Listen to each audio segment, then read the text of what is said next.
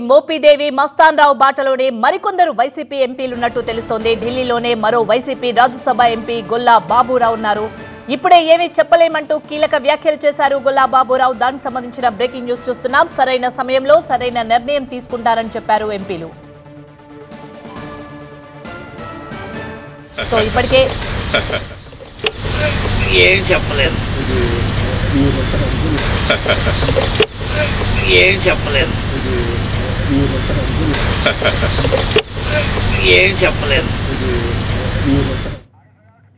ఇదే అంశానికి సంబంధించి మరింత సమాచారాన్ని మా అసోసియేట్ ఎడిటర్ మహాత్మా అందిస్తారు. మహాత్మా, ఇదివరకే మోపిదేవి మస్తాన్ రావు బాటలోని మరికొందరు వైసీపీ ఎంపీలు ఉండబోతున్నారా? ఢిల్లీలోనే మరో వైసీపీ రాజ్యసభ ఎంపీ గొల్లా బాబురావు ఏం చెప్పలేము అంటున్నారు. ఉంటాను అనే కాన్ఫిడెంట్ కూడా చెప్పట్లేదు. ఏం జరగబోతోంది?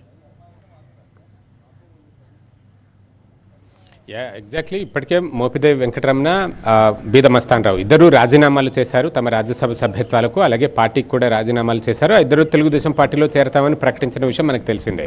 ఆ ఇద్దరి బాటలోనే ఇంకా మరికొంతమంది వైఎస్ఆర్ కాంగ్రెస్ పార్టీకి చెందిన ఎంపీలు ఉన్నట్టుగా మనకు స్పష్టంగా తెలుస్తుంది. కాకపోతే అందరూ ఒక్కసారిగా చేరకుండా ఒకరి తర్వాత ఒకరు ఈ నెగోషియేషన్స్ చేసుకుంటూ తెలుగుదేశం పార్టీ అధిష్టానంతో సంప్రదింపులు జరుపుకుంటూ ఒకరి తర్వాత ఒకరు చేరే ఆలోచనలో ఉన్నట్టుగా సమాచారం అందుతుంది. అలాగే అందరూ టీడీపీలోనే కాకుండా ప్రస్తుతం అధికారంలో ఉన్న కూటమిలో ఉన్న ఇతర పార్టీల్లోకి సైతం కొంతమంది నేతలు వెళ్ళే అవకాశాలు ఉన్నట్లుగాను సమాచారం అందుతోంది. అందులో భాగంగా ఒకరిద్దరు జనసేనలోకి కూడా వెళ్ళే అవకాశాలు లేకపోలేదు అన్నది మనకున్న సమాచారం. ఇకపోతే జనసేనలోకి వెళ్ళినా టీడీపీలోకి వెళ్ళినా మళ్ళీ రీఎలెక్ట్ అవ్వడానికి అవకాశాలు ఉన్నాయి. వారికి తగిన సంఖ్యాబలం రాష్ట్ర అసెంబ్లీలో ఉంది.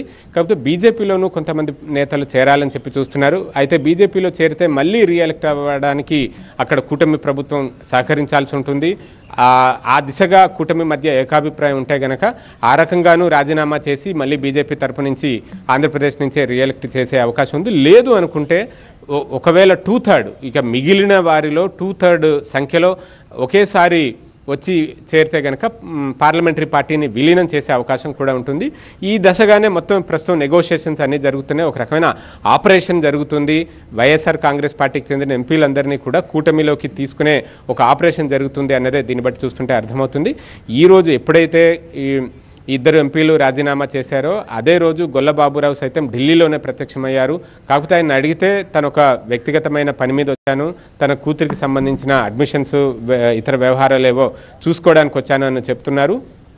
అయితే ఈ పార్టీ మార్పుకు సంబంధించి మీరు కూడా క్యూలో ఉన్నారన్న ఆరోపణలు వస్తున్నాయి, నిజమేనా అని అంటే తాను ఫస్ట్ కొట్టిపడేస్తూ ఇప్పుడే ఏమీ చెప్పలేము, సరైన సమయంలో చెప్పాల్సింది ఏదున్నా కూడా సరైన సమయంలో చెబుతాను అంటూ ఆయన కారెక్కేసి వెళ్ళిపోయారు.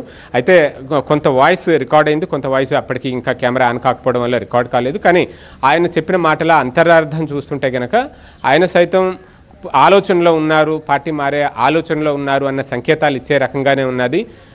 మొత్తంగా ఇంకా ఆయన ఒక గొల్ల బాబురావు అనే కాదు, ఇంకా మరికొంతమంది నేతలు సైతం ఈ కూటమి ప్రభుత్వంతో కూటమి పార్టీలతోటి సంప్రదింపులు జరుపుతూ తమకు పార్టీని వీడి వస్తే ఎటువంటి పదవి లభిస్తుంది, మళ్ళీ రాజ్యసభ పదవా లేకపోతే రాష్ట్రంలో ఇంకేదైనా. ఇప్పుడు ఉదాహరణకు మోపిదేవి వెంకటరమణ మళ్ళీ రాజ్యసభకి రావడానికి ఇష్టపడటం లేదు.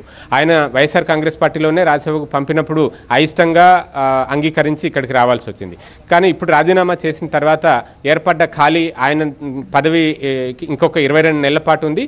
ఆ ఖాళీలో మరొకరిని ఇక్కడికి పంపుతారు. ఆయన మాత్రం ఎమ్మెల్సీగా రాష్ట్ర రాజకీయాల్లో ప్రజల మధ్యనే ఉండాలని చెప్పి నిర్ణయించుకున్నట్లుగా ఖరాఖండిగా తేల్చి చెప్పారు. ఆన్ రికార్డ్ కెమెరా ముందే ఆ మాటను వెల్లడించారు.